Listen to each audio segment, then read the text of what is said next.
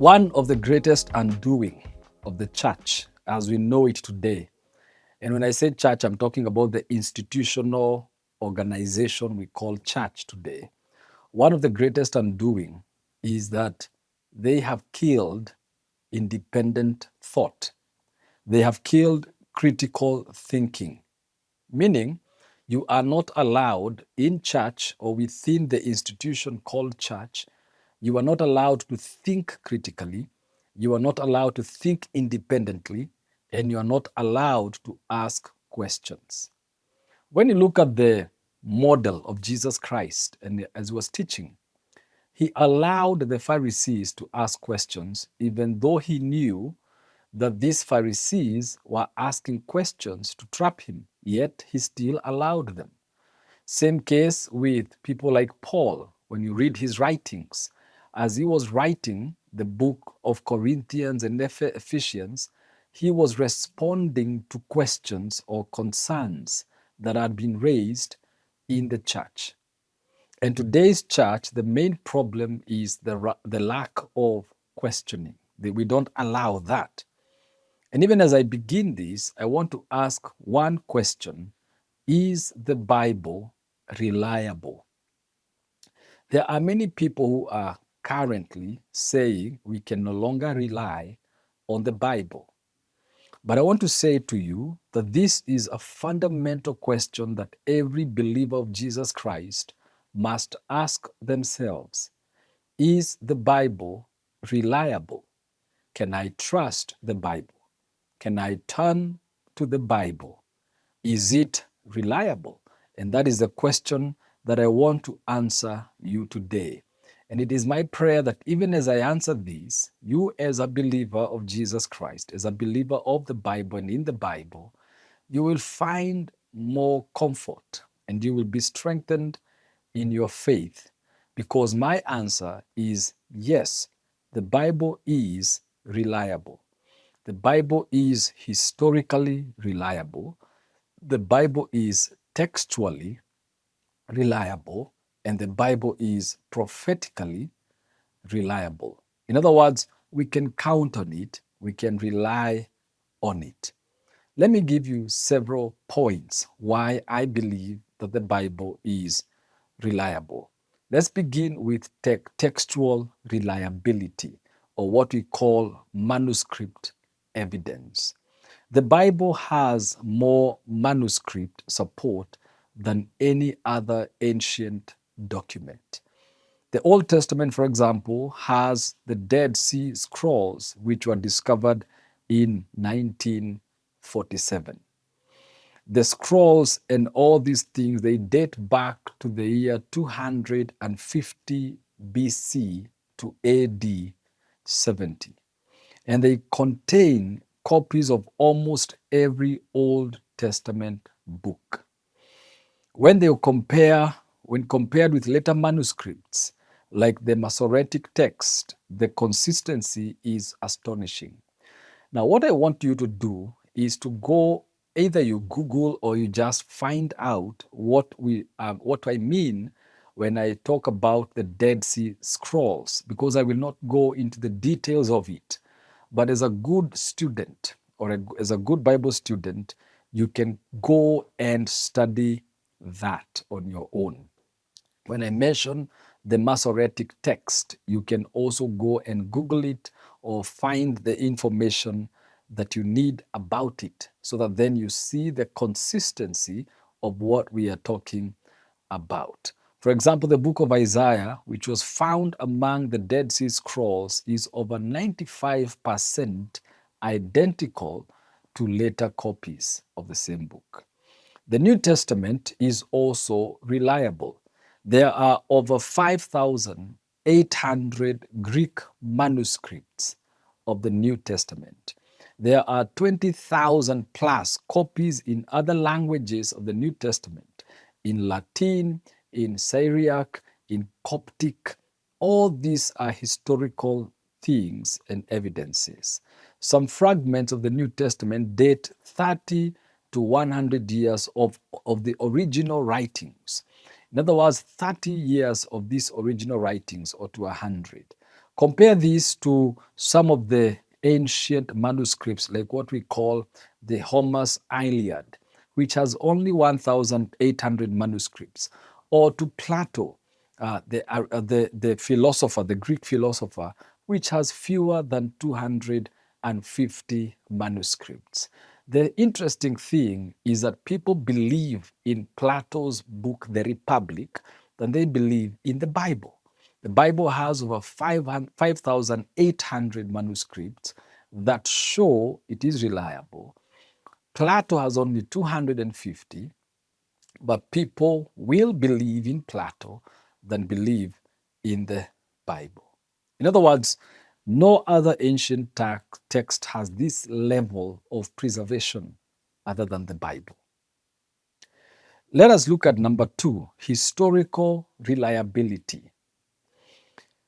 Archaeology consistently confirms biblical details. For example, the pool of Bethesda that is found in the book of John chapter 5 was once thought fictional, but later discovered exactly as it is described in the Bible. The tale done still mentions the house of David. And please, again, I want to encourage you to go and search for these things on your own so that you don't think I am the one pushing a narrative. I have simply searched and found these things, and therefore you can do the same. The Pilate inscription confirms Pontius Pilate's historical existence. He existed. He was there. He ruled. And if you're a student of history and you study the Roman history, especially in the time of Caesar Augustus, you'll be able to see some of these things. And one of the other things is that Paul, the apostle, is mentioned as one of the most influential Romans of his time. And he is mentioned in secular history of Rome. So it's not mentioned in Christian history. He is mentioned in Christian history, but he's not mentioned as an influential figure. But in Roman secular history, Paul the Apostle is mentioned as one of the most influential figures, meaning that the influence that he had and the influence that he still has even upon us today is real and was real. The Gospel of Luke especially reads like careful historical documentation. Even secular historians acknowledge the New Testament contains early eyewitness materials. In other words, there are people who are actually with Jesus Christ. There are people who are there with him and saw what happened to him, and they wrote about it. Number 3, prophetic reliability. The Bible contains hundreds of fulfilled prophecies, particularly concerning Jesus Christ himself. One of the examples is he was born in Bethlehem, as prophesied in Micah chapter 5 and verse 2. Crucifixion as described in Psalm 22, which was written in 1000 BC. That's 1,000 years before Jesus Christ came. And then we have Isaiah 53, which talks about the suffering servant. These texts were written centuries, and some of them millenniums before Christ.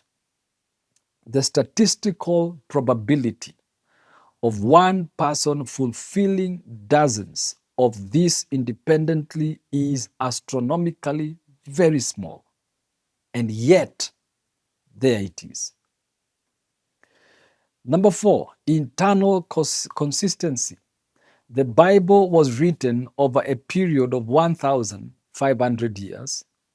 It was written by 40 plus authors, and they were all spread out in 3 continents.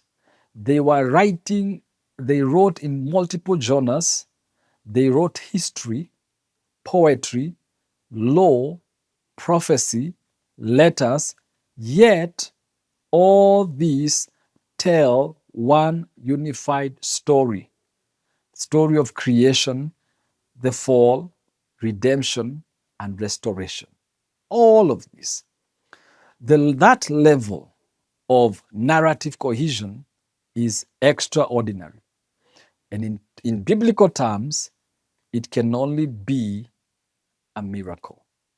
No other book, no other history, no other wisdom, whether it's Chinese wisdom, Indian, none of them has such a narrative cohesion that spans 1,500 years, written by 40 plus authors in 3 different continents and writing multiple genres without knowing what the other one wrote or what the other one did. Nothing like that has ever happened, but yet it is still there in the Bible. The Bible has transformed, when we talk about number 5, transformational evidence, it has transformed societies, individuals, and even shaped civilizations. It continues to shape ethics, laws, and even worldviews globally today. It remains the most translated and distributed book in history. So some of the objections that maybe I think should come up and people raise, because it is important to be honest, are these. Some people ask, are there contradictions? Was it changed over time? What about translation issues? How are the books selected, or what we call the canonization of scriptures? And I want to say the answers are out there, and there are many, because people have studied, scholars have studied these issues extensively. And while there has been found to be minor textual variations, mainly spelling or word order, the core doctrine is not affected. And therefore, when someone takes a text and says, this doesn't go with this, the first question that we must ask, has it changed? Does it affect the core doctrine? There are also people who ask, what if the Bible was changed to control us? But then one thing you have to admit and understand is that the Bible does not control, possibly doesn't control even half the world's population. Because we have over 1 billion Chinese who don't believe in the Bible. We have over 1 billion Indians who don't believe in the Bible. And therefore, when we talk about control, if this book was changed to control us, I think it will be dominating the entire earth, but it is not. That doesn't mean that it is not reliable. It doesn't mean that the Lord is not speaking through it. It doesn't mean that it is not a book that we can trust.